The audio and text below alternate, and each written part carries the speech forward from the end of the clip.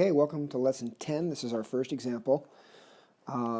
Last video I got some feedback from some of you that I sounded depressed, so I'm trying really hard to sound cheerful and happy, as I usually am. I'm not quite sure why I sounded depressed last time, but I'm not. So anyway, let's go through this problem together and have a look here. The mass of Earth and the mass of the Moon are shown. So here we have the mass of the Moon, but it's about 7.35 times 10 to the 22nd power, as measured in kilograms. And the Earth's mass, 5.97 approximately, times 10 to the 24th power, as measured in kilograms. So it makes sense that Earth has more mass. The question is, how much greater? How much more? How much greater is the mass of Earth? So we can do this in two ways. As you can see, there's a lot about just the way that these numbers are structured that kind of make it clear to us what we could do. There's two techniques we could try. First thing we could do is we could take each of these two numbers and express them in standard form. So that would be pretty easy to do. Basically, as you can see, I would just be taking this decimal and moving it to the right 24 times, which would give me 22 zeros. 1, 2, 3, 4, 5, 6, 7 groups of 3 is 21 plus one more zero is 22, and then here, just move the decimal to the right 22 times, which means I'd have 20 zeros after I moved it past that 5. 1, 2, 3, 4, 5, 6 groups of 3 makes 18 zeros, and then those are the other two right there. So I've got them written in standard form, and all I would have to do then is just subtract them, and I could see that the difference between the mass of Earth and the mass of the Moon is 5.8965 times 10 to the 24th, again measured in kilograms.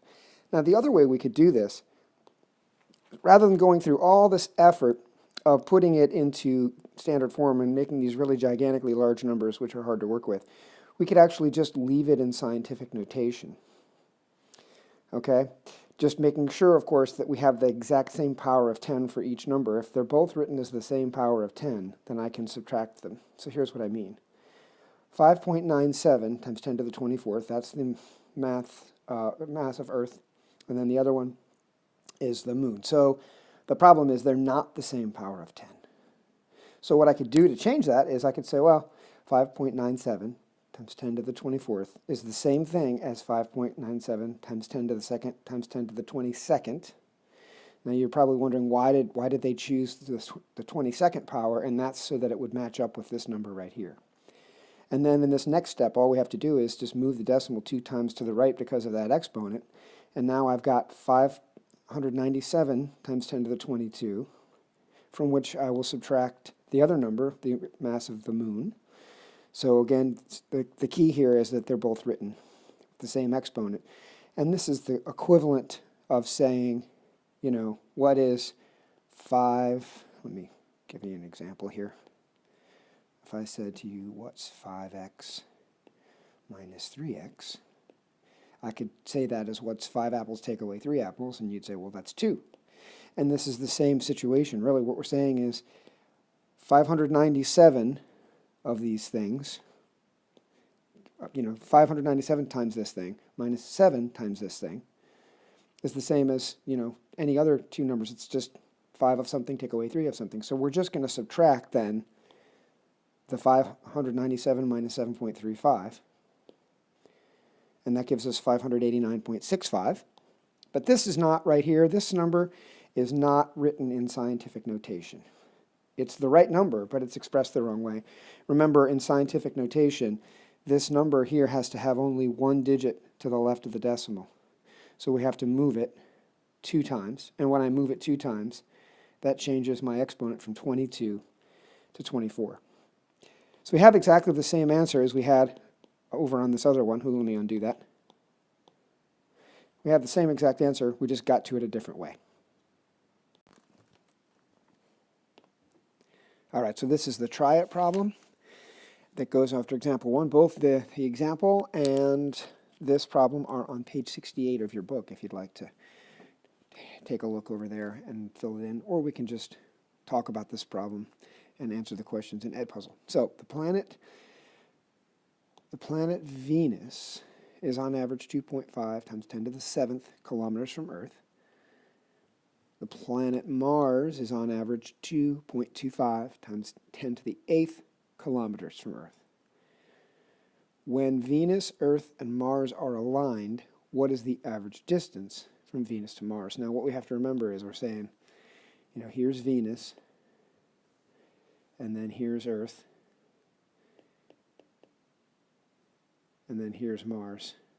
These are not the real sizes, obviously, but so they give us this distance, and they give us this distance, and what they're asking us to figure out is, what's this distance right here? So we're just going to be adding these two numbers together, basically, because, obviously whatever this is plus this would give us the total. So as we did in the example, what we realize is that I need these to be in the same power of 10.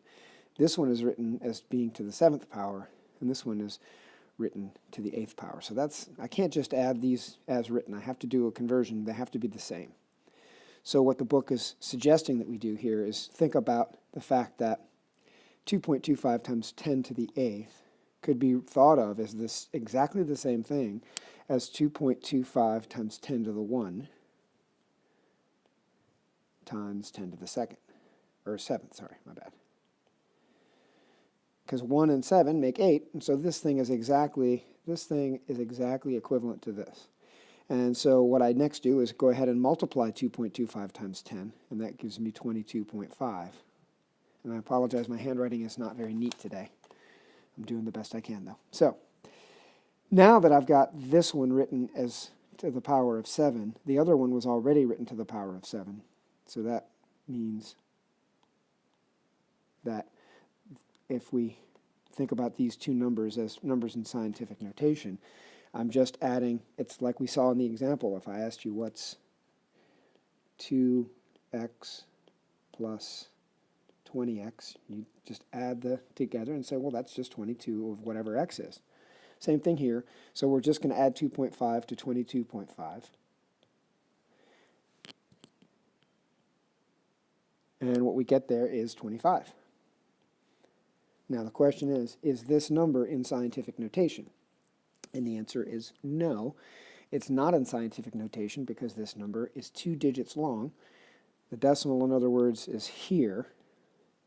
And I've got 2 digits to the left of the decimal. That's not too hard to fix, though. We just move it over once and write it as 2.5. And that means that my exponent isn't 7 anymore. Now it's 8. So when it says down here, convince me in example 1 and try it, why did you move the decimal point to get the final answer? And that's because the final answer wasn't written in scientific notation yet.